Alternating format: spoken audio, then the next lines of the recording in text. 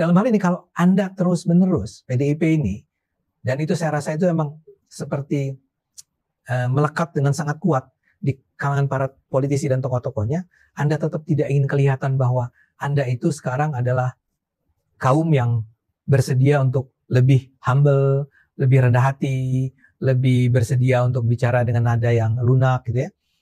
Kalau Anda tetap tidak mau melakukan itu, jangan pernah salahkan Pak Prabowo kalau Pak Prabowo akhirnya memang memutuskan nggak usah ketemu. Dan dalam hal ini apa yang dikatakan oleh para netizen tuh saya rasa ya sangat benar. Kalau begitu konstelasinya, kalau power relationsnya seperti itu, hubungan kekuasaannya seperti itu, ya mendingan Pak Prabowo dekat-dekat saja dengan Pak Jokowi kan. Ini adalah dua orang yang akan bisa bersama-sama menentukan masa depan bangsa. Dua-duanya populer, dua-duanya pintar, dua-duanya menang dengan angka yang tanda petik meyakinkan kan. Yeah. Jadi mereka adalah orang yang dicintai rakyatnya. Ya, kalau sekarang masih ada PDIP yang masih ingin atau masih berharap bisa disertakan dalam kepemimpinan Pak Prabowo, ya oke, tapi dengan cara yang pantas dong, dengan cara yang masuk di akal, dengan cara yang tidak menyombongkan diri. Nah, tapi selama PDIP masih tetap bergaya seperti yang tadi saya katakan, tetap merasa kami berkuasa, ya, kami ini diliciki, kami ini sebetulnya besar, itu nggak akan terjadi. Dan menurut saya sebaiknya udah di luar aja. Ini adalah dua orang yang betul-betul, kalau Pak Jokowi kepada Pak Prabowo sudah sangat jelas lah ya. Tapi bahwa Pak Prabowo sendiri adalah orang yang berterima kasih, yang merasa berutang budi, yang merasa bahwa Pak Jokowi ini adalah saudaranya, adalah keluarganya, adalah orang yang penting bukan buat kemenangan dia sebagai presiden, tapi orang yang penting bagi kesejahteraan bangsa ini. Jadi mereka adalah sebuah duo nih. Duo yang menurut saya bahkan barangkali lebih kuat daripada Soekarno-Hatta misalnya kalau kita bicara di masa lalu. Ya, ini adalah dua orang yang saling menghargai, saling menjaga, dan ingin bersama-sama memang menjadikan Indonesia menjadi lebih baik. Nah, Anda tuh nggak bisa ganggu ini. Nah, kesalahan kembali ke PDIP tadi. PDIP tuh merasa bahwa agar dia bisa masuk, dia harus menyingkirkan Jokowi. Dan ini terus-menerus disampaikan secara berulang-ulang. Bismillahirrahmanirrahim. Assalamualaikum warahmatullahi wabarakatuh. Penonton Ruang Konsensus Unpacking Indonesia, berjumpa lagi bersama saya Budi Yuswopiang. Dan hari ini kita akan mendiskusikan tentang pertemuan Presiden Prabowo dengan Ketua Umum PDIP Megawati Soekarno Putri. Pertanyaannya adalah, apakah penting pertemuan antara kedua tokoh itu? Dan untuk membahas itu saya sudah bersama dengan Bung Ade Armando. Apa kabar Bang? Alhamdulillah baik-baik. Kemarin-kemarin Abang saya lihat dari TV ke TV nih bicara tentang ini. Oke Bang Ade, ini banyak desakan dari pemilih Prabowo khususnya bahwa pertemuan antara Megawati dengan Pak Prabowo itu nggak perlu. Menurut Bang Ade, sampai setidaknya sampai hari Minggu kemarin deh perkembangannya. Kalau soal perlu tidak perlu, saya rasa jawabannya tidak bisa dengan mudah begitu saja dikatakan. Ya karena saya tidak suka dengan Bu Mega misalnya, maka nggak perlu ketemu.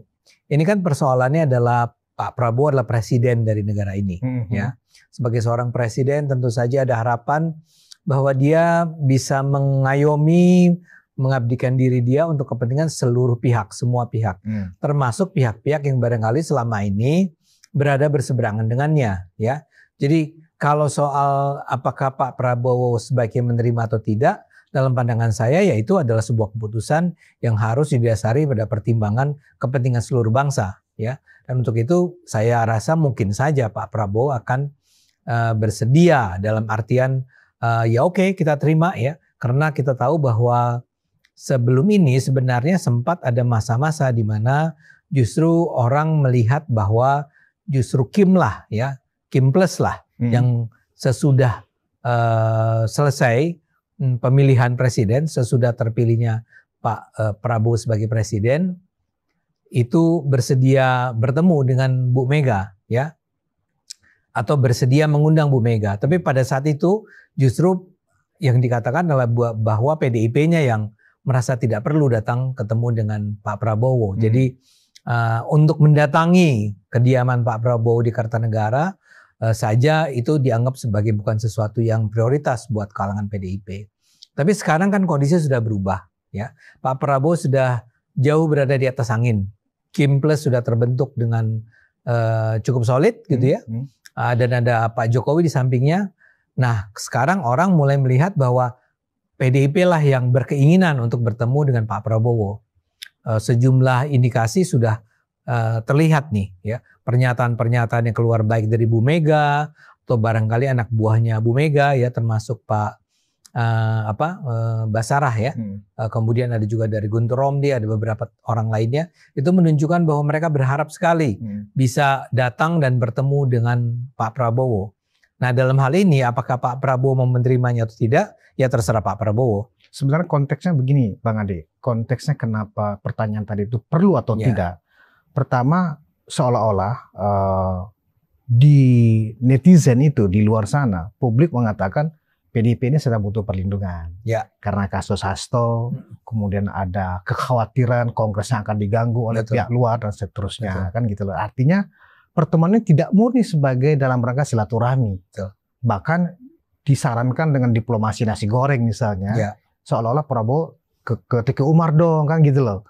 Nah, nanti ketika Prabowo datang ke Teguh Umar, nanti di frame loh, yang butuh kan Prabowo, buktinya Prabowo yang ke Teguh Umar. Padahal kan kalau hanya ingin nasi goreng, kan bisa di istana. Di istana kan juga Bu Mega bisa disiapin untuk masak nasi goreng, kan begitu. Nah, kalau dilihat dari konteks itu, menurut Bang Andi, apakah memang perlu pertemuan itu? Nah, disinilah persoalannya ada pada PDIP. PDIP ini sudah, barangkali karena sudah 10 tahun mereka merasa berkuasa, mereka tuh memang kalau pakai istilah saya sejak lama adalah terlalu arogan, terlalu sombong, ya, terlalu ingin terlihat sebagai pihak yang dibutuhkan, bukan pihak yang membutuhkan, terlalu ingin menonjolkan image bahwa mereka lah yang menentukan, bukan ditentukan, sehingga selama ini memang tidak tertangkap tuh, ya. Adanya kerendahan hati, kesediaan atau bukan kesediaan lah, tapi ya kerendahan hati lah dari pihak PDIP untuk mengatakan bahwa kami ingin bertemu dengan Pak Prabowo. Kita semua tahu apa yang Anda katakan tadi, artinya tidak semua orang barangkali tahu ya, tapi siapapun yang mengamati politik Indonesia akan bisa menengarai, bisa memonitor, bisa mengidentifikasi bahwa saat ini yang sedang membutuhkan bantuan adalah PDIP. Jadi yang Anda katakan benar sekali. Saya rasa biar bagaimanapun PDIP itu butuh adanya proteksi terhadap nasib Mas Hasto. Ya. Sebelum ini misalnya kita ingat Bu Mega mengatakan bahwa kalau sampai ditangkap saya akan datang ke Kapolri. Yang sebenarnya salah sekali ya. Sikap semacam itu salah sekali. Salahnya karena dua hal. Pertama adalah kenapa datang ke Kapolri, ya? Karena yang menyatakan bahwa ini perlu ditahan atau tidak sebetulnya kan KPK duluan ya. Tapi anyway, biar bagaimanapun itu sudah pernah dikeluarkan pernyataan itu. Itu kan sebenarnya pernyataan yang tidak pantas, ya. Bagaimana mungkin seorang ketua umum partai politik itu merasa bahwa dia itu punya otoritas untuk datang ke Kapolri kalaulah ini karena ditangkap oleh polisi dan menyatakan pada kepala polisi bahwa ngapain lu tangkap anak buah gue, ya. Itu salah, sama sekali tidak simpati. Tapi lagi-lagi saya ingin katakan bahwa itu lazim ditampilkan oleh PDIP karena gaya mereka yang dalam pandangan saya, lagi-lagi saya ulang, saya minta maaf kepada para penonton, itu menurut saya memang arogan. Nah, karena sikapnya terus-menerus arogan, maka ketika sebetulnya orang sekarang tahu bahwa mereka itu mereka perlu ada proteksi. Pertama dalam kaitannya dengan Pak Hasto, kedua dalam kaitannya dengan walaupun barangkali ini lebih spekulatif ya sifatnya, adanya kebutuhan untuk menjaga jangan sampai Kongres PDIP nanti, dalam Kongres PDIP nanti tidak terjadi intervensi yang menjatuhkan Bu Mega, diganti oleh entah siapa yang akan ditentukan oleh kelompok luar katanya. Nah, dua hal ini, Pak Hasto dan Kongres, itu adalah dua peristiwa terkait dengan PDIP, di mana PDIP memang membutuhkan sebuah kekuatan di luar dirinya, agar pertama Hastonya jangan sampai ditangkap, kedua agar jangan sampai Kongresnya terintervensi. Itu clear sebetulnya. Siapapun yang punya pengetahuan politik cukup mengenai Indonesia, seharusnya bisa dengan segera menengarai itu, mengidentifikasi itu, memonitor itu. Cuman ini kan nggak pernah dikeluarkan secara lebih tegas. Saya nggak tahu apakah ada pertemuan-pertemuan belakang meja ya, belakang tirai yang sudah dilakukan selama ini. Tapi saya duga kalaupun itu terjadi, tidak pernah ada sebuah pernyataan yang cukup tegas dari PDIP bahwa kami butuh bantuan Anda ya. Nah karena itu tidak dinyatakan, maka tadi saya katakan sekarang bergantung kepada Pak Prabowo. Apakah dia merasa bahwa memang penting baginya untuk menemui Bu Mega atau tidak? Karena sekarang udah menjadi terserah dia. Dia yang sedang dibutuhkan. Tapi kalau misalnya para netizen ini memang pertanyaannya terkait dengan kalau memang ini ada kaitannya dengan Pak Hasto, apa perlu ada pertemuan antara Pak Prabowo dengan Bu Mega? Yang saya akan katakan jangan dong. Kalau itu alasannya ya jangan dong, artinya ya jangan dong Pak Prabowo campur tangan dalam hal ini. Jangan Pak Prabowo ngomong ke KPK misalnya, tolonglah Hasto nggak usah ditahan ya. Kalau itu yang terjadi, memang kalau itu yang akan terjadi, maka kita barangkali sebagai orang-orang yang di luar gitu ya, yang independen akan mengatakan jangan lakukan itu. Kalau itu yang jadi tujuan. Nah, tapi kembali ke tadi, biar bagaimanapun yang disampaikan oleh Bu Mega atau PDIP, Bu Mega sendiri kan nggak pernah secara tegas mengatakan saya kepengen ketemu dengan Pak Prabowo, nggak pernah bilang begitu ya. Dia cuma bilang nasi goreng. Orang yang ngerti politik akan bisa ingat pada nasi goreng di masa lalu yang katanya saya nggak tahu seberapa enaknya ya nasi goreng Bu Mega, cuman itu kayak fenomenal memang ya, memikat hati orang-orang yang memakan nasi goreng tersebut. Nah dia sendiri tidak pernah ngomong sebenarnya dia pengen ketemu, tapi kita semua tahu bahwa dia kepengen ketemu, tapi tidak pernah dinyatakan olehnya. Nah kalau tidak pernah dinyatakan olehnya, jauh lebih mudah buat Pak Prabowo untuk bilang, ya lo nggak pernah minta, ngapain juga gue harus bilang ya silahkan datang, ya. Kalau lo undang gue, katanya ke Kongres akan diundang ya Pak Prabowo-nya, ya saya akan datang, tapi tidak untuk negosiasi apapun, tidak untuk mencari deal-deal apapun. Sehingga kembali ke pertanyaan Anda, saya merasa bahwa ini betul-betul yang akan dikeluarkan jawaban oleh Pak Prabowo adalah betul-betul sekedar sebagai seorang presiden ya, ketika ada partai terbesar ingin bertemu dengan dia, apakah sebaiknya dia menemui partai tersebut atau tidak? Dan menurut saya jawabannya adalah ketemu ya, tapi tidak dengan deal-deal apapun, atau bahkan begini, bisa nggak itu dilakukan pertemuannya secara transparan, cukup terbuka, di mana sesudahnya disampaikan apa yang sudah dibicarakan. Pak Prabowo bisa sampaikan, tadi kita bicara tentang misalnya saja tentang Pak Hasto misal, kalau memang Pak Hasto disebut, dan saya mengatakan bahwa memang ini harus diserahkan saja kepada proses hukum, misalnya begitu, itu juga bagus sih ya. Jadi kembali, kalau dalam pandangan saya termasuk orang yang mengatakan bahwa untuk menunjukkan kebesaran ke hati dari Pak Prabowo, sebetulnya peluang untuk bertemu jangan ditutup sama sekali, atau jangan justru ditujukan kepada publik bahwa saya tidak ingin ketemu dengan Bu Mega ya. Biarkan itu semua terbuka, dan seorang pemimpin yang baik ya tentu saja harus mendengarkan apa yang ingin disampaikan oleh. Masalahnya juga begini Bang Ade, yang dikesankan oleh orang-orang Bu Mega adalah Pak Prabowo yang harus ketika Umar, kan begitu loh. Mestinya kan nggak seperti itu.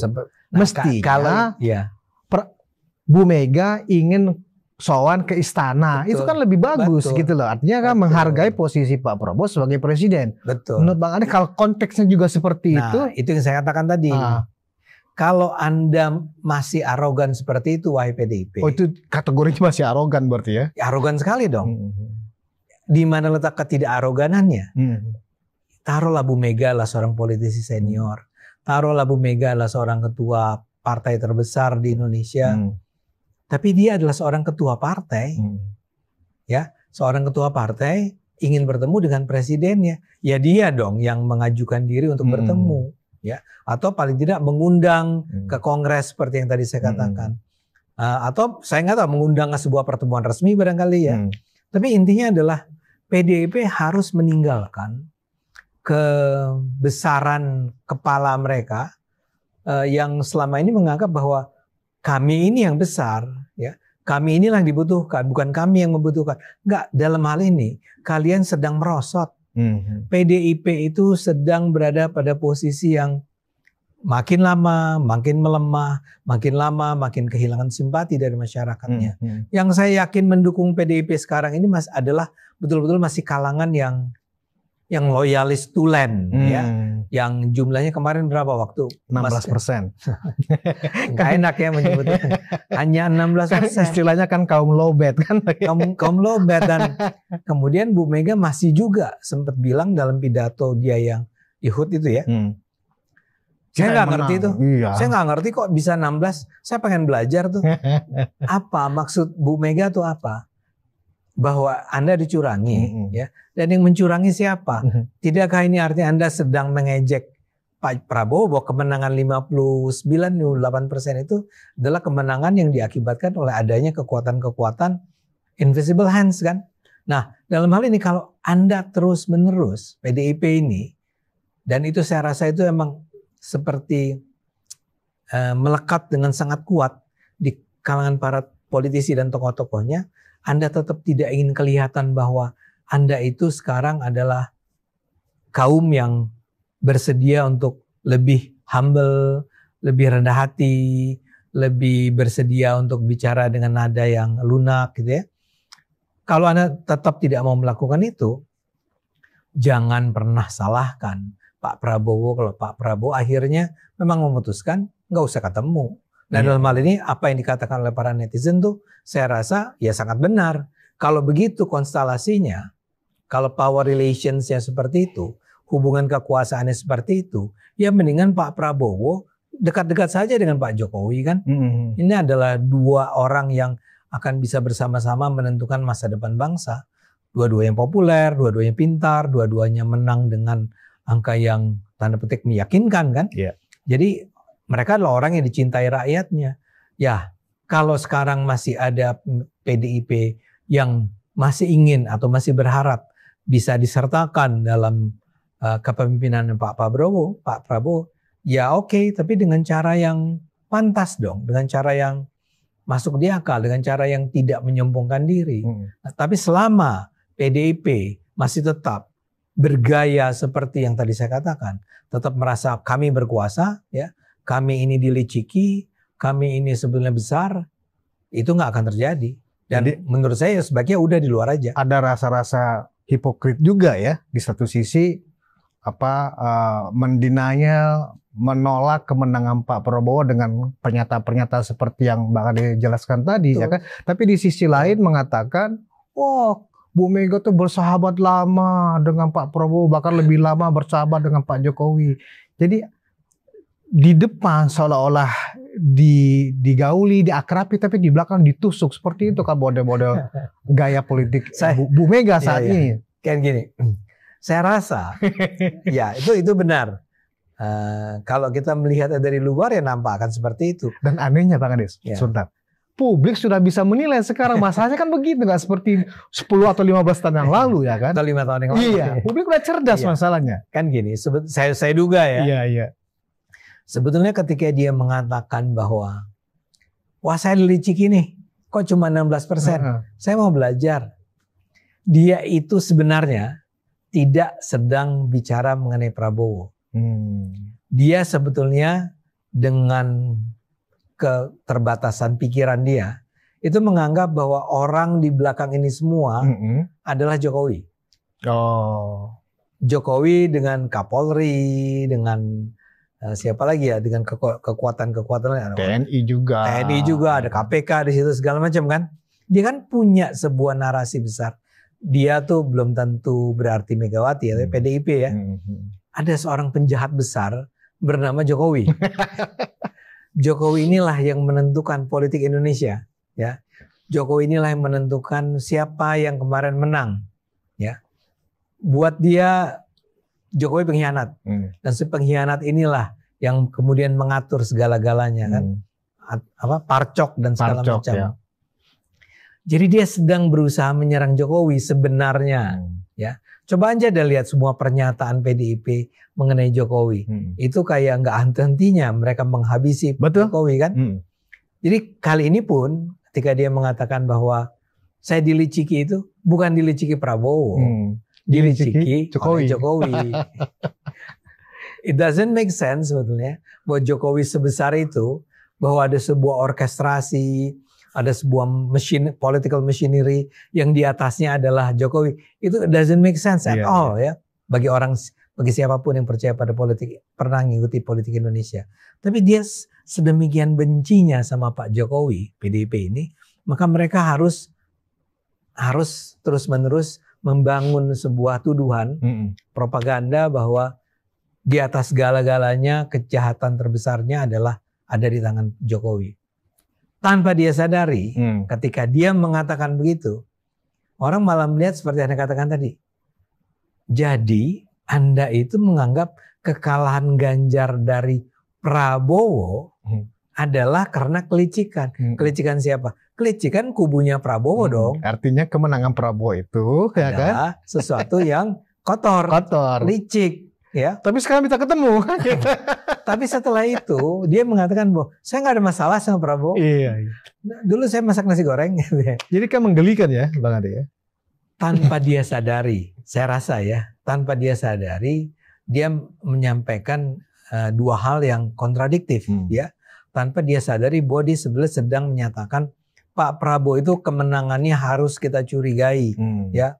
Harus bahkan kalau perlu dipersoalkan, bahkan sebetulnya adalah sesuatu yang tidak masuk akal, karena bagaimana mungkin Ganjar itu cuma 16 plus siapa? Anies berapa waktu 24%. 24 ya.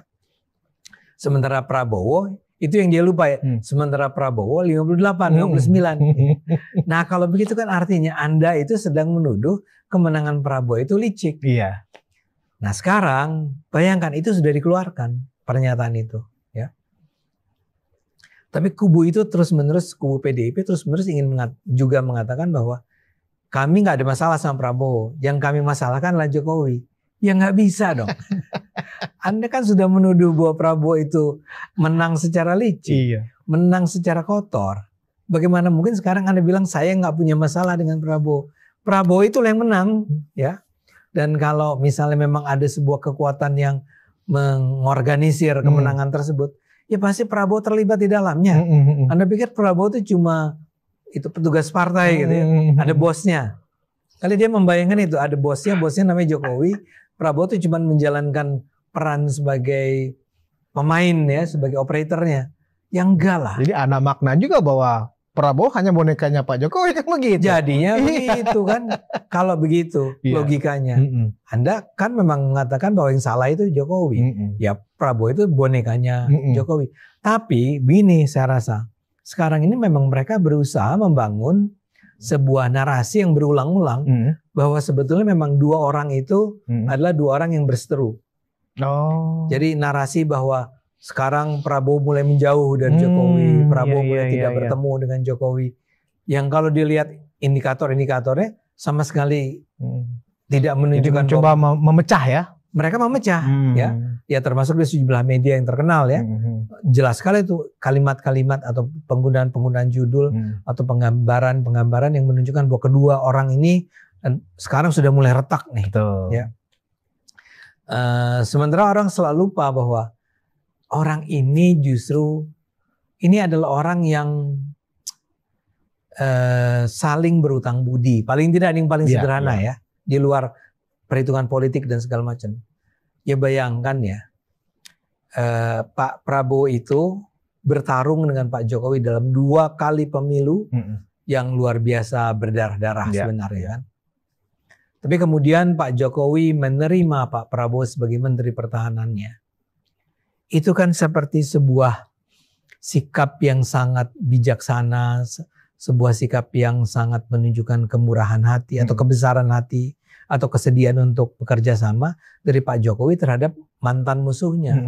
Dan selama 5 tahun Pak Prabowo diperlakukan secara sangat terhormat oleh Pak Jokowi. Ya, jadi bagi Pak Prabowo saya rasa ini bukan saya peroleh dari Pak Prabowo ya. Walaupun gini, ketika saya tanya Pak kepada orang-orang di sekitarnya ya, apa yang menyebabkan Prabowo itu sekarang begitu berubah dari tahun 2014-2019? Jawaban mereka adalah pengalaman berada bersama Pak Jokowi. Oh, Pengalaman melihat nyata, melihat langsung nyata. ya. Jadi mula-mula tentu saja bahwa dia diajak masuk, Iya. dia diterima, dan kemudian melihat nyata apa yang dilakukan oleh Pak Jokowi Bagaimana selama memimpin kabinet, memimpin kabinet, rapat, betul. dan seterusnya. Sebagai contoh, Pak Prabowo ini sangat benci sama orang yang korupsi, yang merampok uang rakyat. Nah, sekarang Pak Prabowo selama 5 tahun melihat, ya mungkin ini bukan kabinet yang bersih, tapi Jokowi himself itu menurut saya menunjukkan bahwa dia tidak ada mencuri uang rakyat sedikit pun. Dan sekarang ini justru dikonfirmasi oleh OCCRP kan, yang menyatakan secara tegas, kami tidak menemukan bukti bahwa Pak Jokowi melakukan korupsi secara finansial selama dia menjabat sebagai presiden. Kalau Anda adalah Prabowo dan Anda adalah manusia yang, artinya Prabowo ini bukan militer kelas, saya nggak bilang kelas rendah, tapi bukan seseorang yang sekedar pragmatis, oportunis dan segala macam. Ya, dia adalah orang yang dari dulu bercita-cita menjadi seorang presiden untuk membawa kebaikan buat bangsa Indonesia kan. Nah, dia menjadi presiden antara lain karena peran Pak Jokowi. Kemudian datang pula yang namanya si Gibran kan, ya. Anda harus ingat bahwa sebetulnya awalnya Pak Prabowo tidak terlalu yakin apakah pemilihan Gibran sebagai wakil presiden itu betul-betul akan membawa manfaat buat peluang dia untuk memenangkan pertarungan. Tapi kan terbukti menang. Dan itu bukan karena didorong-dorong oleh Jokowi ya. Orang juga harus ingat tuh. Ini bukan karena Jokowi pengen banget anaknya jadi wakil presiden. Enggak, dia merestui dan dia memang menyatakan bagus sekali ya. Tapi he is not the one yang menjadi mastermind dari kewakil presidenannya Gibran. Yang ingin saya katakan dari cerita yang sebetulnya panjang tapi saya berusaha sepersingkat mungkin adalah bahwa ini adalah 2 orang yang betul-betul, kalau Pak Jokowi kepada Pak Prabowo sudah sangat jelas lah ya. Tapi bahwa Pak Prabowo sendiri adalah orang yang berterima kasih, yang merasa berutang budi, yang merasa bahwa Pak Jokowi ini adalah saudaranya, adalah keluarganya, adalah orang yang penting bukan buat kemenangan dia sebagai presiden, tapi orang yang penting bagi kesejahteraan bangsa ini. Jadi mereka adalah sebuah duo nih. Duo yang menurut saya bahkan barangkali lebih kuat daripada Soekarno-Hatta misalnya kalau kita bicara di masa lalu. Ya, ini adalah 2 orang yang saling menghargai, saling menjaga, dan ingin bersama-sama memang menjadikan Indonesia menjadi lebih baik. Nah, Anda tuh nggak bisa ganggu ini. Nah, kesalahan kembali ke PDIP tadi. PDIP tuh merasa bahwa agar dia bisa masuk, dia harus menyingkirkan Jokowi. Dan ini terus-menerus disampaikan secara berulang-ulang. Saya baru-baru ini muncul di sebuah acara televisi dengan seorang wakil PDIP yang jelas mengatakan kalau buat PDIP firm ya, kalau soal Jokowi dan keluarganya. Buat mereka memang udah nggak ada pilihan lain. Yang menurut saya ketika saya mendengar dia ngomong begitu, saya merasa Anda ini betul-betul seorang, dalam kasus ini Anda tidak berhadir sebagai seorang politisi. Ya, Anda bahkan tidak memberikan penghargaan sedikit pun terhadap Jokowi. Anda mengatakan kami sudah firm kalau soal Jokowi. Ya. Nah, jadi yang ingin saya katakan dari cerita ini adalah bahwa jadi PDIP ingin masuk, ingin berada bersama Pak Prabowo, ingin diterima Pak Prabowo. Tapi mereka sadar ada satu ganjalan nih di sini. Ganjalan itu adalah Jokowi. Karena itu mereka harus terus-menerus berusaha membangun sebuah narasi bahwa kedua orang ini adalah 2 orang yang sebetulnya memang pernah bekerja sama, tapi sekarang sudah tidak. Ya. Tanpa ada bukti empirik yang sama sekali bisa dipercaya ya. Dan itu adalah sebuah kesalahan. Karena Anda terus-menerus menyerang seseorang yang dipercaya oleh Pak Prabowo. Anda ingin mendekat ke Pak Prabowo, tapi Anda terus-menerus menyerang orang yang dekat sama dia. Iya. Dan ini ada yang namanya sebuah teori tentang namanya disonansi. Saya lupa istilah tempatnya, tapi gini. Kalau Anda nih, ya, Anda atau seseorang, saya dan istri saya, ya, tentu saya dekat sekali sama istri saya. Tapi kalau orang itu terus-menerus menyerang istri saya, menjelek-jelekan istri saya, kemungkinan terbesar yang akan muncul sebagai reaksi saya, yang adalah mencintai istri saya adalah saya bukan membenci istri saya. Malah marah kan? Saya marah dan saya menuduh Anda dengan sengaja menfitnah istri saya. Anda dengan sengaja berusaha memecah hubungan saya. Ya mungkin Prabowo dan Jokowi nggak bisa dilihat sebagai suami istri, tapi sebagai teman dekat. Kita lah. Ya kalau ada orang menjelek-jelekan Anda, reaksi pertama saya adalah bukan saya percaya dengan omongan dia atau oh dia gitu ya, nggak gitu. Saya akan bilang oh gitu. Tapi terus saya akan mungkin tanya langsung sama Anda atau saya pelajari Anda dan saya akan bilang no. Saya sejak saat ini tidak lagi akan mendengar apa yang Anda katakan karena saya tahu persis bahwa orang ini adalah orang yang baik, misalnya begitu. Nah itu yang saya bayangkan terjadi itu dalam hubungan Prabowo dan Jokowi melawan PDIP. PDIP terus menerus berusaha memfitnah, menghoax, menyerang Pak Jokowi. Ya, dan itu tujuannya adalah supaya Pak Jokowi tersingkir, terdorong keluar dari konstelasi politik yang ada saat ini. Karena mereka sadar bahwa Jokowi itu faktor penting bagi Pak Prabowo. Atau bagi yang lainnya ya. Makanya mereka terus-menerus menyerang Jokowi, termasuk terakhir yang OCCRP ini. Ya. Bukan OCCRP-nya, tapi soal OCCRP ini kan digoreng, dipelintir segala macam ya. Untuk menyerang Pak Jokowi. Ya. Dan kelihatan sekali memang orang-orang sebagian goyang gitu jadinya ya. Orang-orang di sekitar Pak Prabowo juga goyang. Tapi saya yakin Pak Prabowo-nya akan melihat ini sebagai sebuah kejahatan, pengkhianatan, fitnah yang keji gitu terhadap Pak Jokowi. Walaupun ini terus-menerus diulang-ulang. Nah kalau ini terjadi maka yang paling logis terjadi adalah Pak Prabowo-nya marah ke PDIP. Dan ini kayaknya sekarang sudah disadari oleh Pak Prabowo sepertinya bahwa ya multi goal ya, banyak sekali tujuan sebenarnya dari diplomasi nasi goreng ini Bang Ade ya kan?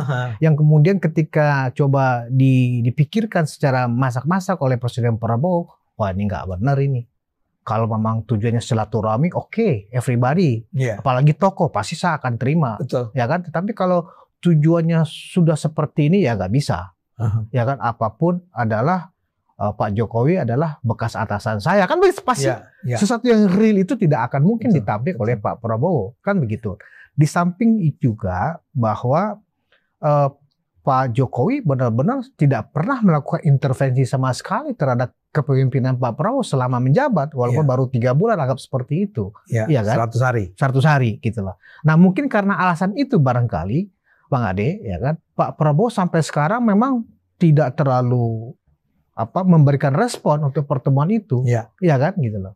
Nah makanya ketika publik mendesak, kalau memang tujuannya seperti itu, haram bagi istana untuk bertemu dengan Pak Prabowo begitu untuk menerima Bu Mega. Nah, saya ingin mengatakan begini kepada rakyat nih, atau para netizen lah ya. Biar bagaimanapun, sekarang Pak Prabowo adalah presiden. Yang saya katakan di awal. Mungkin Anda nggak suka kalau Prabowo harus terima siapapun gitu ya, bahkan musuhnya. Tapi itu adalah sebuah hal yang sulit untuk dihindari pada saat Anda menempati posisi Presiden Indonesia. Ya, jangan pernah lupa bahwa PDIP adalah memang partai yang jumlah anggota DPR terbesar. Kan itu nggak bisa dibantah. Dan dia emang besar. Dan Bu Mega ini emang benar adalah tokoh yang besar, mantan presiden, ketua umum dari PDIP. Jadi tolong dipahami kalau akhirnya Pak Prabowo harus bertemu dengan Megawati karena alasan-alasan ini. Bukan karena alasan-alasan yang lebih substantif. Ya. Ini kalau kasarnya begini. Anda pernah tahu The Godfather kan? Don Corleone itu, tokohnya Godfather itu bilang, Anda harus dekat sama teman-teman Anda. Tapi Anda harus bisa lebih dekat dengan musuh-musuh Anda. Anda toh harus tampil dan mendengarkan. Dan mungkin senyum, ketawa, dan makan nasi goreng gitu ya. Dan mengatakan kepada PDIP, Bu Mega, saya sangat happy nih dengan pertemuan ini. Tapi kan Pak Prabowo juga bukan orang kayak tadi yang dikatakan. Dia itu bukan petugas partai. Dia itu seorang presiden, orang nomor 1 di Indonesia. Nah, dan orang ini orang yang baca, orang yang saya itu terus terang begitu ketemu dulu sama Pak Prabowo dan ngobrol, sebentar, sebetulnya bukan ngobrol bahkan yang seperti ini, tapi mendengarkan dia ngomong dan menyebut buku dan segala macam, Anda akan dengan segera tahu bahwa orang ini memang bukan kualitas recehan. Ya, orang nerd lah ya. Apa? Nerd ya kan. Ya sampai nerd singkat kali ya. Tapi dia baca buku dan dia bisa ngutip kata si ini, kata si itu gitu ya. Nah artinya dia kalau dia sampai bertemu dengan PDIP dan Bu Mega, dan dia tuh sekarang posisinya kuat, dia tidak akan merasa perlu untuk, tidak akan merasa ya perlu untuk khawatir dia akan didikte atau dikelabui atau di-deceive, dibohongi ya. Karena dia punya hak sepenuhnya untuk bilang bahwa ya misalnya taruhlah sekarang kita bicara Hasto, kan paling gampang adalah bilang ya saya bersimpati sama Pak Hasto. Ya tapi semua serahkan saja pada proses hukum yang berlaku ya. Saya tidak akan campur tangan dalam kongresnya PDIP ya. Saya rasa kalau Bu Mega khawatir ya kita berjanji saya akan jamin bahwa tidak akan ada intervensi dari kami. Ya itu biarkan PDIP-nya sendiri yang memutuskan kan. Saya ingin mengatakan misalnya begitu ya. Tapi tetap itu dilakukan dalam sebuah suasana yang penuh kegembiraan, suasana yang penuh penghargaan, tanpa masyarakat perlu terlalu khawatir. Kalau ini sampai ketemu, ini akan menjadi sebuah saat di mana Pak Prabowo akan disetir nih, ya. Paling hebat adalah kalau Pak Prabowo itu kemudian mendengarkan pertimbangan Pak Jokowi. Dan saya yakin Pak Jokowi seperti kemarin kan ketika ditanya, Pak Jokowi gimana pendapat Anda mengenai rencana pertemuan Prabowo dan Megawati? Jawabannya bagus itu. Iya. Ya karena orangnya emang begitu kan. Iya.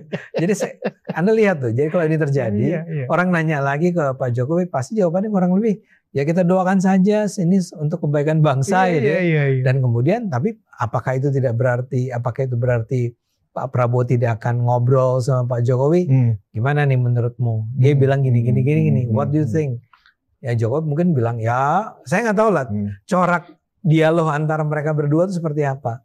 Tapi saya mau mengatakan kita semua nggak perlu khawatir lah. Pak Prabowo itu terlalu kuat untuk bisa disetir, untuk ditunggangi lah ya, dikendalikan oleh orang-orang lain. Dan memang itu sangat menarik ya Bang Ade. Ketika Pak Jokowi merasakan ya, bahkan seluruh anggota keluarga beliau barangkali begitu banyaknya hujatan, ya kan, fitnah, makian dari PDIP kepada dirinya. Tapi ketika ada situasi seperti ini, ketika ditanya gimana menurut pendapat Bapak rencana pertemuan Ibu Mega, oh bagus, itu kan luar biasa ya. Luar biasa. Enggak, saya sih nggak mau komentar. Saya pikir itu tidak baik. Kan biasanya kalau orang berharap seperti itu ya. Tapi yang keluar ada dari sesuatu mulut, lah ya. Iya, yang keluar dari mulut Pak Jokowi bagus. Untuk kepentingan bangsa ya nggak apa-apa, kan gitu loh. Betul, tanpa ada emosi, betul. Dengan muka tersenyum gitu. Iya. Ini orang apa gitu ya kan gitu. Nah menurut Bang Ade, ini cermin dari Pak Jokowi memang merasa saya ini udah pensiun gitu. Apa itu maknanya?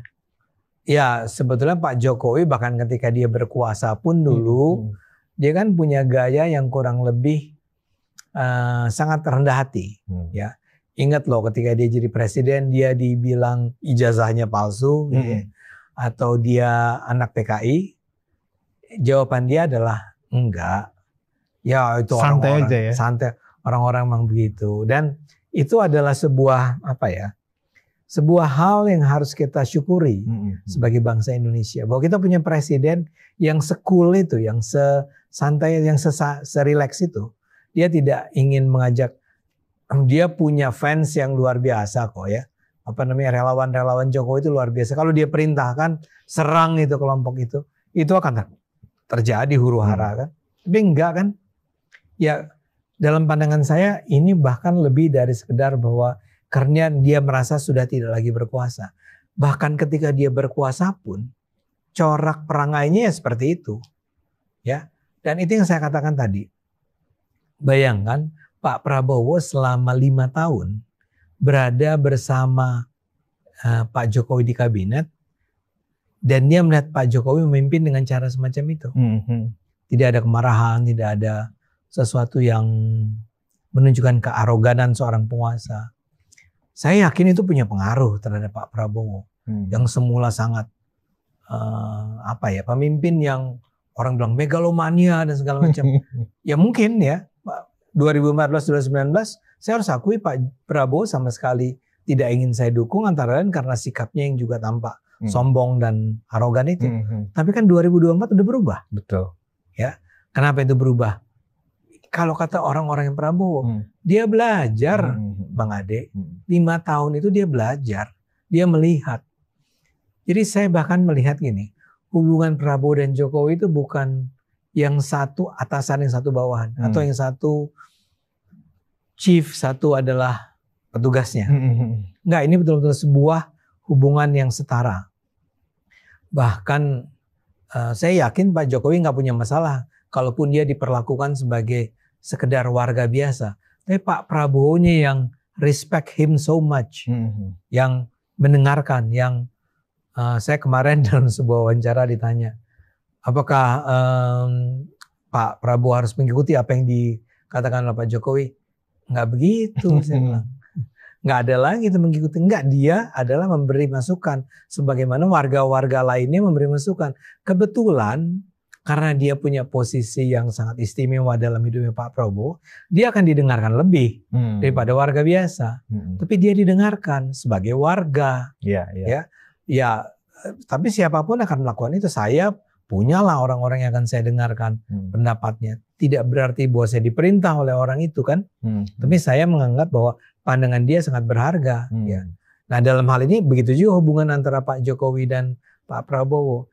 Pak Jokowi setelah sekian lama memimpin dengan cara yang sangat rendah hati, sangat bersahaja, sangat menghormati orang lain, itu pindah pelan-pelan, tertransfer ya semangat itu ke Pak Prabowo. Sehingga sekarang ya mudah-mudahan ya kalau mereka masih bisa tetap, kan suka tuh cerita tentang Pak Prabowo tato datang ke Solo gitu kan. Sebetulnya itu juga dia mau show kan. Gue datang nih ke Pak Jokowi ya. Kan saya mau bilang gini, pakai Zoom juga bisa. Bisa sih. Zoom juga bisa. Telepon-teleponan juga bisa. Tapi kenapa mesti dilihatkan tampak datang seperti itu show ya kan? Itu show bahwa kami ini setara, kami friend ya, kami ini bersahabat. Pak Jokowi sekarang udah di Solo ya, dan luar biasa kan. Bayangkan di rumahnya Pak Jokowi orang masih berdatangan sebagai salah satu tempat pariwisata. Dan masih ada juga yang bilang, wah itu semua rekayasa ya. Itu dimobilisasi. Come on, jangan begitulah. Orang emang, saya aja udah diajak nih, mau nggak ke Solo? Mau, cuman saya sih merasa masih malu aja kali ya. Apa antri gitu kan, duduk diri di belakang. Pak Jokowi dari belakang. Oke, Bang Ade, tadi kita sudah membicarakan beberapa aspek ya. Perlu atau tidak perlunya pertemuan antara Ketum PDIP dengan Presiden Prabowo. Nah, dari aspek-aspek yang kita diskusikan yang memang itu objektif yang ada di permukaan, memang rasanya memang tidak perlu sebenarnya. Nah, hal yang lain nih, ini info terbaru Bang Ade. Hari ini Kompas, Litbang Kompas maksudnya, Litbang Kompas itu mengeluarkan sebuah hasil riset ya kan, survei 100 hari kinerja Presiden Prabowo. Gibran ya kan, Kabinet Merah Putih. Hasilnya mencengangkan banget. Ya kan. Mungkin Litbang Kompas pertama kali mengeluarkan survei nih untuk kinerja 100 hari. Jadi kalau dua variabel yang saya ingat adalah satu tingkat kepercayaan, nah satu tingkat keyakinan publik pada kinerja pemerintah. Kalau tingkat kepercayaan ya, Presiden Prabowo itu mendapatkan angka 79,8%. Lebih tinggi ya kan dari periode Pak Jokowi 2014 menuju 2015 dan 2019 menuju 2020, 100 hari kerja pertama. Begitu juga Wapres Gibran mendapat angka yang tinggi juga 70%. Lebih tinggi dari Wapres JK dan Wapres Ma'ruf Amin gitu loh. Nah, tingkat keyakinan publik kepada Presiden Prabowo 89%. 89%. Artinya kepada Gibran 79%. Wapres Gibran. Menjelang 80. Nah, karena yang mengeluarkan Yang pertama apa tadi? tingkat kepercayaan. Kepercayaan. Yang kedua tingkat keyakinan. Keyakinan. Ya kan? Artinya Ya. yang sudah dikerjakan dipercaya, yang akan dikerjakan diyakini, kan begitu Ya, maknanya. ya. Nah, artinya begini, 100 hari kerja pertama Presiden Prabowo bersama Wapres Gibran, apresiasi masyarakat, apresiasi publik ternyata sangat positif. Ya. Bahkan ini belum pernah setinggi ini kata Litbang Kompas pagi tadi yang saya dengar. Nah, artinya ini menunjukkan begini, kekhawatiran Pak Prabowo tidak mau ada musuh siapapun sebenarnya salah juga, ya kan? Artinya Kabinet Merah Putih sekarang itu sebenarnya sangat solid, sangat kokoh dengan leadership yang dilihatkan oleh Pak Prabowo. Apapun asal untuk rakyat saya akan lakukan, kan begitu. Berulang kali Presiden Prabowo menyampaikan komitmennya dalam kepemimpinan 5 tahun ke depan. Gimana menurut Bang dari hasil Litbang Kompas ini? Ya, saya sangat gembira lah ya. Saya sangat gembira karena ini menunjukkan bahwa upaya untuk menggerus kredibilitas Pak Prabowo, walaupun barangkali gini, memang saya harus fair ya. Serangan yang ada itu memang lebih diarahkan ke Pak Jokowi nih sekarang. Tapi paling tidak kita bisa melihat ya bahwa satu, biar bagaimanapun pemerintahan Prabowo yang tadi dikatakan oleh Bu Mega sebagai saya heran nih bisa menang sebesar itu gitu ya. Saya juga mau belajar nih. Sekarang ini udah terbukti nih bahwa memang Anda nggak perlu punya keraguan sedikit pun tentang mengapa 58% masyarakat ketika itu, 59% masyarakat ketika itu memilih Prabowo. Ya. Nah, sekarang ternyata ketika beliau sudah memimpin, saya terus terang nih ya harus mengakui bahwa saya bukan termasuk orang yang begitu saja bisa diyakinkan bahwa dia adalah seorang pemimpin yang berkualitas ya. Buat saya butuh waktu nih ya.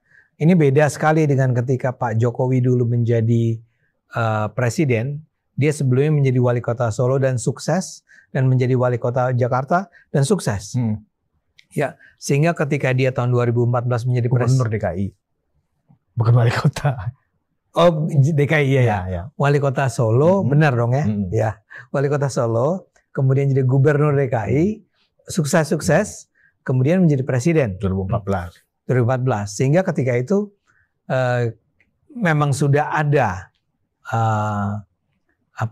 bukti sebelumnya bahwa dia seorang pemimpin yang berhasil, yang baik. Udah nggak cuma sekedar seorang carpenter, bukan pedagang dia kayu mebel kayu, ya mebel.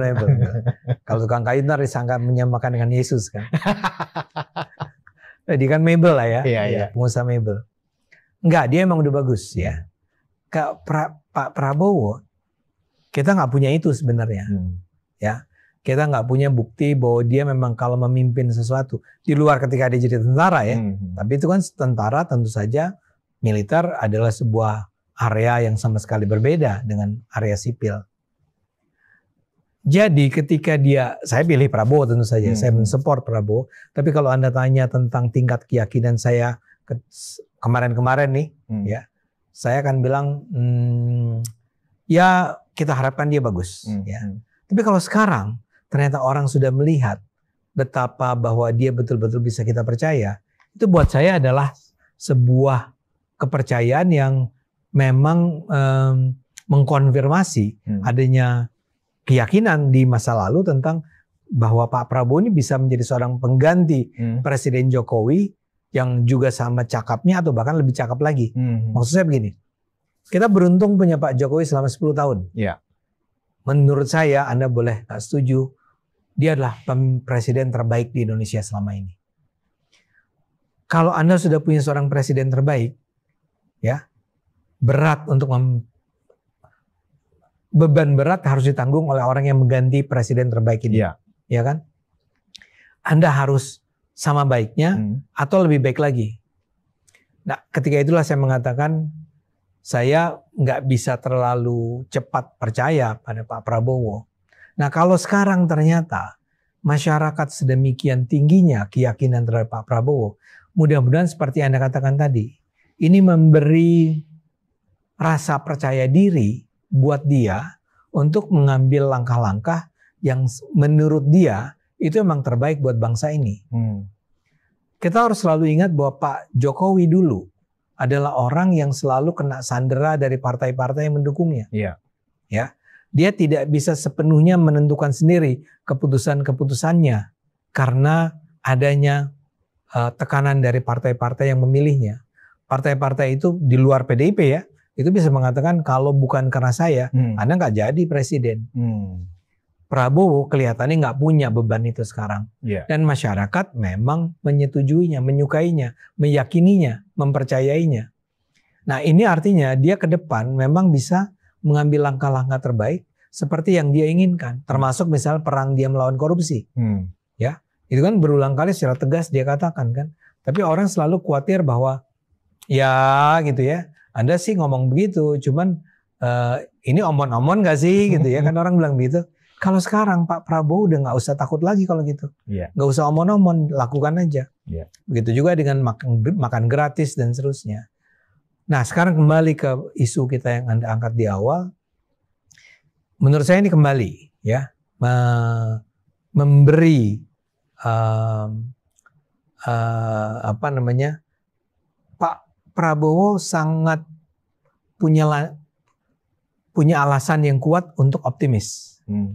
Jadi kalaupun Anda nantinya Pak Prabowo nantinya bersedia untuk menerima, untuk ketemu, itu betul-betul sesuatu yang sekedar untuk menunjukkan bahwa sebagai seorang presiden, Anda harus menerima semua pihak, even the one yang membencinya sebelumnya, yang menjelek-jelekan dia sebelumnya, terima aja tanpa perlu merasa bahwa kalau saya ketemu, saya harus memberikan konsesi ini, konsesi itu. Anda udah nggak perlu kasih konsesi apapun kepada siapapun. Anda bisa memimpin negara ini dengan cara yang seperti yang apa yang Anda inginkan atau yang Anda sudah bicarakan dengan Pak Jokowi, yang sudah Anda bicarakan dengan teman-teman Anda di Gerindra, dengan barangkali dengan juga dengan Golkar, tentu saya dengan Demokrat dan seterusnya. Jadi hasil Litbang Kompas ini, Bang Ade, kalau menurut saya ya, kita kan orang metodologi juga ngerti ya. Ini sebenarnya sudah mengkonfirmasi bahwa 3 bulan pertama Kabinet Merah Putih ini sudah on the track, kan begitu ya, sudah on the track. Artinya ada rasa kepercayaan diri yang tinggi mestinya dari Presiden Prabowo untuk melanjutkan apa yang sudah dijalankan. Betul. Dan kita ingat Presiden Jokowi pernah mengatakan ketika transisi pertama kali itu, menurut Pak Jokowi waktu itu, saya meyakini Pak Prabowo akan jauh lebih baik dibanding era saya. Dan tanda-tanda itu sudah nampak nih dari hasil riset Kompas ini gitu loh. Nah, jadi dengan demikian Bang Ade, kalau kemudian tujuan dari Bu Mega bertemu Pak Prabowo untuk ikut dalam pemerintahan, meskipun mereka membahasakan adalah partner gitu ya, mitra strategis.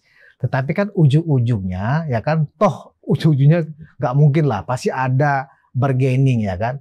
Tetapi kalau kita lihat dari hasil Litbang Kompas, udah cukup lah. Ini sudah sangat kokoh. Pemerintah ini sangat kokoh. Secara teknokratisnya sangat kuat, didukung oleh dukungan parlemen yang lebih dari 70% ya kan. Dan dukungan mayoritas masyarakat. Jadi nggak perlu lagi Presiden Prabowo bargain lagi, menerima siapapun ya kan, event Bu Mega, Pak Jokowi, Pak SBY, fine. Ya kan, apalagi mantan pemimpin kan gitu. Kira-kira begitu ya Bang Ade? Saya setuju sekali dengan gambaran Anda itu, karena message kita kepada Pak Prabowo adalah, Pak Prabowo, Anda adalah seorang pemimpin, strong leader, seorang pemimpin yang sangat dipercaya oleh rakyat. Jadi jangan kecewakan rakyat justru dengan memberikan bargain apapun kepada pihak-pihak lain. Karena Anda tidak perlu mengeluarkan bargain apapun kepada pihak lain. Kecuali, bukan bargain, tapi kalau Anda mendengar apa yang disampaikan oleh Megawati, oleh PDIP itu adalah sesuatu yang baik buat rakyat, ya udah terima ya. Tapi itu memang menurut saya sangat penting untuk diingat oleh kita semua, bukan hanya oleh Pak Prabowo ya. Bahwa sekarang kita sedang memiliki sebuah pemerintahan yang solid. Itu yang dulu tidak kita miliki ketika Pak Jokowi. Bukan karena Pak Jokowinya. Tapi karena terlalu banyak free riders di dalamnya, ya. Nah sekarang bahkan Pak Prabowo kalau perlu bisa mulai menyingkirkan free riders yang dia lihat sebagai mengganggu, yang tidak sejalan dengan apa yang sudah dia canangkan, dia tetapkan. Ya misalnya contoh terbaik adalah kemarin Miftah ya namanya, kan bisa. Gus Miftah ya. Gus Miftah mengundurkan diri kan. Saya yakin itu karena ada percakapan sebelumnya. Tapi kepada para pejabat lain pun, kalau perlu menteri, kalau perlu wakil menteri, kalau perlu utusan kepala badan bla bla bla, Pak Prabowo punya kewenangan yang sangat penuh, bukan untuk bersikap otoriter, tapi untuk melakukan pendisiplinan, ya pelurusan dan seterusnya. Apalagi terhadap PDIP, apalagi terhadap Bu Mega. Anda tuh, saya yakin Pak Prabowo tuh orangnya bukan sombong ya. Jadi dia tidak akan, kalaupun dia ketemu, dia akan tiba-tiba menjadi seorang godfather gitu ya. Enggak. Dia akan tetap ketemu. Tapi you don't have to offer her anything, ya. Kalau mau gabung ya alhamdulillah, nggak mau jadi oposisi ya bagus, ya. Dan kita barangkali berharap begitu. Tapi ya kami akan jalan dengan apa yang sudah kami rencanakan, skema yang sudah kami rancang sebelumnya. Nah dalam hal ini juga penting untuk melihat tinggi banget ternyata dukungan terhadap Gibran. Memang selisihnya 10% ya. Tapi bahwa untuk seorang anak muda yang seperti yang itu dihajar, yang sangat diragukan sebelumnya. Diragukan dan dihajar terus sampai sekarang. Fufu Fafa sampai sekarang nggak pernah berhenti. Tetap tinggi. Tetap. Dan angkanya ternyata tadi 79 dan 70% dan 80% ya kan luar biasa. Ya seorang wakil presiden kan kita juga nggak mengatakan perlu tinggi-tinggi amat karena peran dia di dalam kepemimpinan nasional itu ya pelengkap si presiden. Tapi kan itu kan hasil riset Bang Ade. Dan itu pasti berdasarkan jawaban dari responden kan. Bertanya kepada tentang presiden begini, tentang wakil presiden, dan itu kan akhirnya ditabulasi kan. Betul. Artinya memang walaupun yang kita lihat adalah kepada presidennya, tetapi angka atau respon penjawaban publik terhadap wakil presiden juga nggak kaleng-kaleng lagi. Nggak kaleng-kaleng. Ya saya harus iba melihat bagaimana para pembenci Jokowi, pembenci Gibran. Ini begitu membaca hasil surveinya Kompas. Ini Kompas loh, bukan media pemerintah nih. Bukan kaleng-kaleng ini. Bukan kaleng-kaleng ini. Nah artinya kan begini, kita nggak pantas juga mengatakan kita iba dengan orang yang selama ini berusaha keras untuk saya iba ya kan. Pas dia baca itu wajahnya, ya. Ternyata usaha kita nggak ada artinya, nggak berpengaruh kan gitu. Ya tapi kalau dikatakan tadi berapa Pak Prabowo itu berapa? Tingkat keyakinannya 89%. Jadi ada 20%. Tingkat kepercayaannya 79%. Artinya begini, kalau kita maknai apa yang disebut dengan tingkat kepercayaan adalah apa yang sudah dikerjakan selama 3 bulan ini, istilahnya bagi publik 2 jempol bisa dipercaya. Dan tingkat keyakinan apa yang akan dilakukan seterusnya oleh pemerintah dipimpin oleh Presiden Prabowo 90. Malah publik lebih tinggi lagi 89%. Makanya diakumulasikan kan ada tuh sangat baik dan baik itu malah mencapai 94%. Itu angka Kompas.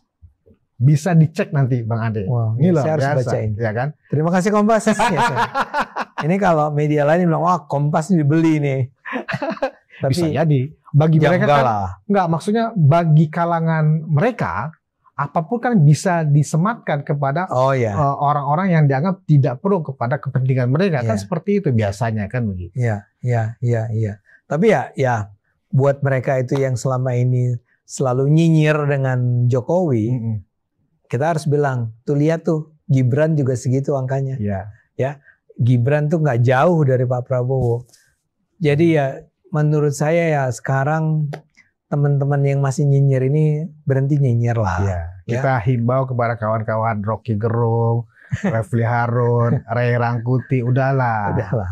Kerja kau itu nggak ada gunanya ya kan gitu loh. Malah ditertawakan publik saat ini. Dan ini adalah hasil teropongan Kompas loh. Iya kan yang selama ini juga Anda banggakan kan gitu loh. Anda percaya lah. Anda percaya ya kan. Artinya gini, kita mulai bangun Indonesia dengan semangat bahwa kita percaya sama pemerintah. Pemerintahnya baik nih. Kalau pemerintah yang melakukan kesalahan kita harus kritik. Betul. Harus diserang ya. Tapi sekarang ini kita lihat itu sebagai entitas yang kita akui, kita hormati, kita rasa mereka punya otoritas untuk memimpin negara ini. Terus kita sama-sama bangun Indonesia, jangan terus-menerus kita saling nyinyir, menyerang dan seterusnya. Jadi yes, terima kasih Kompas. Ya, dan kita tunggu tanggal 21 Januari sebentar lagi Bang Ade. Sidang pra-peradilan Hasto, ya kan? Nah, mudah-mudahan dengan semangat yang sangat bagus ini dari pemerintah, KPK juga firm bisa meyakinkan majelis hakim bahwa mereka punya bukti. Ya kan? Amin. Tuntutan pra-peradilan untuk Hasto itu bisa dimenangkan oleh KPK. Amin. Terima kasih. Supaya proses hukum yang benar katakan benar, yang hitam katakan hitam. Betul. Yang salah katakan salah. Kita juga nggak ingin mengadili Hasto tanpa sesuatu yang punya dasar-dasar yang kuat secara hukum, kan begitu. Kita nggak pengen ada politisasi. Tidak pengen ada politisasi. Dan kita juga tidak sedang menggiring Presiden Prabowo menggunakan kekuasaannya untuk melakukan intervensi hukum. Jangan. Gitu. Setuju. Terima kasih Bang Ade. Terima kasih sekali. Ini menarik sekali insight kita kepada publik, ya kan. Kita berharap memang apapun keputusan Presiden Prabowo tentu dasarnya adalah aspirasi dari publik. Ya, amin.